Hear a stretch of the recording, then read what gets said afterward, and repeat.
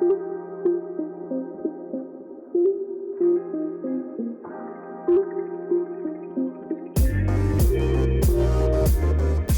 ces extraits de l'épisode 145, vous découvrirez une étoile montante de l'escalade, Laura Pinault. Je dis montante, mais elle est déjà très haut dans le ciel, avec quelques records et premières mondiales à son actif.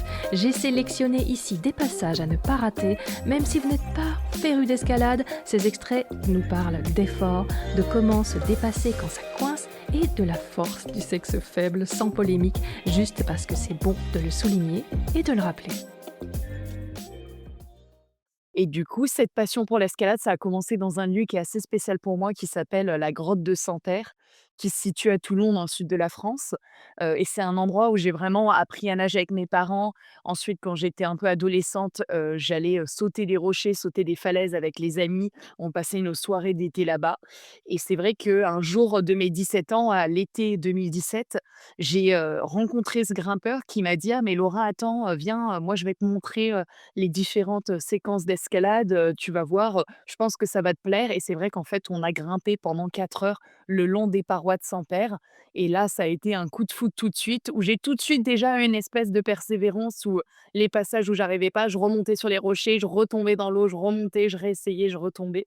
Donc je pense que cette persévérance, elle était déjà présente, dès les débuts, en sachant que cet ami, je lui ai reparlé il y a quelques années, il m'a dit: «Bon, tu étais vraiment pas doué, hein, on pouvait pas dire que tu allais devenir ce que tu es devenu, hein, donc voilà, je pense que j'ai pas forcément de talent inné pour l'escalade, si ce n'est que bon, j'ai fait du tennis et de la boxe, donc j'ai toujours eu un haut du corps un peu plus fort, mais pas forcément de talent. Mais en fait, moi, ce qui a toujours marché dans ma vie, c'est le travail. C'est de travailler dur, de m'entraîner dur et il y a un moment, le travail paye dans la durée. Alors que je pense que le talent, si on se repose trop dessus et que derrière, il y a pas les heures d'entraînement et beaucoup de persévérance, et ben forcément, ça marche moins bien. Alors un peu de talent et beaucoup de travail, je pense que c'est.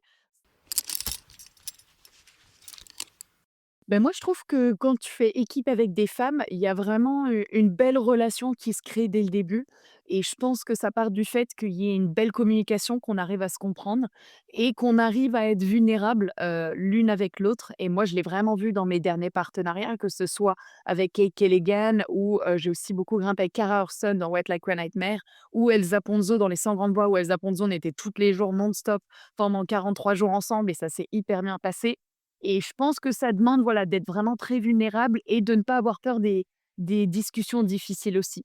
Et je pense qu'il y a aussi ce petit côté, et ça j'en ai parlé à d'autres femmes et d'autres grimpeuses, et il y a Libby Sauter, une grimpeuse américaine qu'on a interviewée pour notre film The Queen Swing, qui expliquait à quel point, quand elle grimpe avec des femmes, en fait, c'est 50-50. C'est-à-dire, elle sait qu'elle doit porter 50% dans l'équipe et qu'à un moment, elle peut pas dire, bah non, j'ai trop peur, je vais pas y aller, est-ce que toi, tu peux prendre le relais? Alors que ce qu'elle dit, c'est quand elle grimpe avec d'autres grimpeurs beaucoup plus forts en niveau, elle se dit: «Bon, si jamais j'arrive pas, eux, c'est bon, ils pourront passer devant et ils pourront finir». Et ça, c'est vrai que c'est quand elle dit ça dans le film, c'est exactement ce que Kate et moi on a ressenti.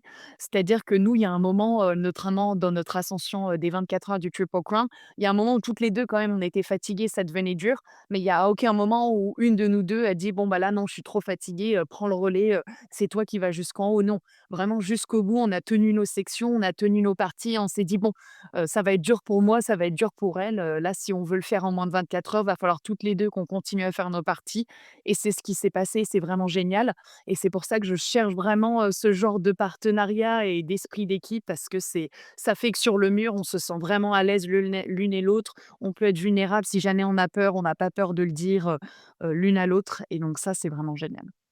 Il y avait beaucoup de communication aussi. Tu disais que voilà, bon, aussi point de vue sécurité, mais il y avait les walkie-talkies pour des endroits où effectivement, avec le vent, vous ne pouviez plus vous entendre à quelques mètres, tellement c'était fort, hein, enfin quelques mètres, quelques dizaines de mètres, hein, mais bon. Et donc ça, c'est vrai que, bah, c'est aussi quelque chose d'assez féminin, de plus communiquer, effectivement, aussi oser montrer effectivement l'état dans lequel on est, pas être bravache, là où effectivement ça pourrait être contre-productif. Donc oui, c'était intéressant ce côté de l'escalade, de dire que ça peut, au lieu d'être une faiblesse, c'est une force en fait, de cette transparence et cette communication permanente. Mmh. Et je pense qu'avec Elsa Ponzo, là, pendant les 100 grandes voix qu'on a fait en 43 jours, il y a quelque chose qui était important au-delà de la communication, c'était aussi de l'écoute active. C'est-à-dire de Mmh. quand on entend l'autre, mais de vraiment l'entendre. Par exemple, moi, il y a plusieurs Mmh. fois, à un moment, Elsa m'a dit: «Ah, là, j'avais un doute, mais tu vois, je t'ai laissé prendre le lead et je me suis pas écoutée» ou je me suis dit: «Ah mince, peut-être que, tu vois, je suis un petit peu trop frontale et peut-être que je l'écoute pas à certains moments alors qu'elle avait raison» et donc c'est vrai, au fur et à mesure du trip, quand je sentais qu'elle avait un doute quelque part, je me disais: «Ah bah, attends, là, si Elsa a un doute, on va prendre 5 minutes, on va réfléchir. Tiens, comment tu le sens, Elsa? Tu veux faire ça? Bon, bah, OK, si tu veux faire ça, on va plutôt faire ça» et c'est vrai qu'il y a même un moment, je me souviens, au bout de 20 jours, j'ai dû dire: «Ah bah, tu vois, je t'ai écouté, hein, parce que je crois que je devais peut-être venir de faire quelque chose qu'elle m'avait dit de faire ou autre. Et elle me dit: «Bah ouais, ça fait trop plaisir que tu m'écoutes» et c'est chouette parce que du coup, on sent que l'autre a vraiment une écoute active et c'est vraiment de changer son comportement, pour faire équipe, avec la personne à côté de nous. Donc ça, c'est Ouais. c'est assez important en plus de la communication et ça, c'est quelque chose qui est pas si fait que ça, hein. L'écoute active Mmh. et l'écoute, il y a beaucoup de gens, je pense, voilà, qui nous posent des questions, mais qui en ont rien à faire, de ce qu'on va dire et qui passent tout de suite à autre chose. Donc l'écoute active, de son ou sa partenaire, c'est assez important et surtout en escalade. Mais oui, en plus, ça augmente la confiance parce que tu sens, bah, effectivement, il y a quand même des moments enfin, tu fais des choses très engagées. Donc, pouvoir être, vraiment comprise et vraiment comprendre, le la partenaire, beh, c'est aussi, bah, c'est un dans des moments super stressants, on est en confiance que l'autre est pleinement conscient de son partenaire, de soi, que ça va dans les 2 sens et que donc tous les paramètres sont pris en compte. Donc ça, je pense que c'est très important aussi, en fait, hein, pour avoir le mental qu'il faut et pas être avec quelqu'un en disant: «Mon oh mon Dieu» et se sentir un peu seul, on va dire, dans le duo, quoi. Non? Mmh. Oui, oui, non, beh, exactement. Non, je pense que c'est exactement ça et c'est chouette aussi de moi, ce que j'adore en fait en grimpant avec plusieurs partenaires, parce qu'il y a un peu quelque chose en escalade où en général les grimpeurs, ils ont tous un ou une personne qui sont un peu leur partenaire référent avec qui ils vont tout le temps aller en grande voie. Et nous, quelque chose qui a été quand même pas forcément prévu, qui a été assez compliqué, c'est que le jour même, on a quand même fait face à 2 énormes orages.